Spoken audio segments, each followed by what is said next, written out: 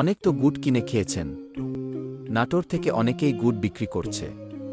আশা করছি সবার গুড় ভালো, কেননা সবাই গ্যারান্টি দিয়েই গুড় বিক্রি করছে। আবার এখন ভেজালেরও শেষ নাই।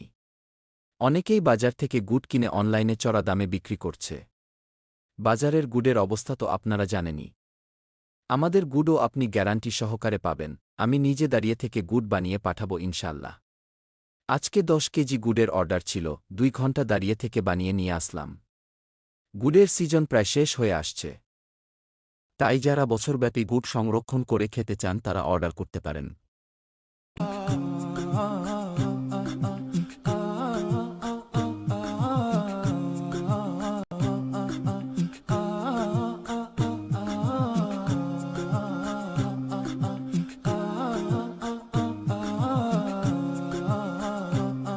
কিভাবে খেজুরের গুড় দীর্ঘদিন সংরক্ষণ করবেন? খেজুরের গুড় এমনিতেই সহজে নষ্ট হয় না, তবে এর স্বাদ ও ঘ্রাণ দীর্ঘদিন অটুট রাখতে কিছু টিপস ফলো রাখতে পারেন। পাটালি গুড় বায়ুরোধী পাত্রে সংরক্ষণ করুন। অতিরিক্ত গরম বা ঠান্ডা থেকে দূরে রাখুন। শীতকালে ফ্রিজে রাখার প্রয়োজন নেই। কাপড় দিয়ে মুড়িয়ে রাখতে পারেন, বাতাস লাগলে সাদা কালো দাগ দেখা দিতে পারে। এক্ষেত্রে গুড় ভালো থাকলেও দেখতে কিছুটা অসুন্দর লাগবে। দানাগুড় ও ঝোলা গুড়ের মাঝে ভেজা চামচ ডোবাবেন না। যে পাত্রে রাখবেন সেটার মুখ বন্ধ করে বা কিছু দিয়ে ঢেকে রাখবেন। ঝোলা গুঁড়ো শীতের মধ্যে ফ্রিজে রাখার কোনো প্রয়োজন নাই। গরমকাল আসার আগে ফ্রিজে ঢোকাতে পারেন, তাহলে সারা বছর ভালো থাকবে ইনশাল্লাহ। আরেকটি বিষয় হল, সাধারণত ডিপ ফ্রিজে রাখলেও ঝোলা গুড় জমে যায় না। ঝোলা গুড় ফ্রিজের বাইরে রাখলে পারতপক্ষে প্লাস্টিকের বয়ামে রাখবেন না।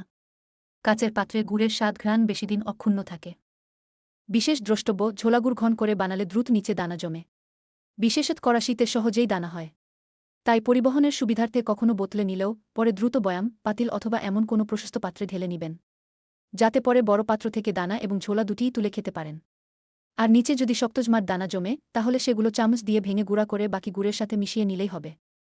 সবশেষে রিকভারি টিপস, গুড়ে বাতাস লাগলে বা সংরক্ষণে ত্রুটি হলে কিছুদিন পর ময়লা ছত্রাক জমতে পারে। স্বাদে কিছুটা পরিবর্তন আসতে পারে। বিশেষ করে বর্ষাকালে এমন হয়। সেক্ষেত্রে পাটালির গুড় পানি দিয়ে ধুয়ে এরপর শুকিয়ে নিলেই হবে। অনেক ক্ষেত্রে শুধু কাপড় দিয়ে মুছে নিলেই হয়।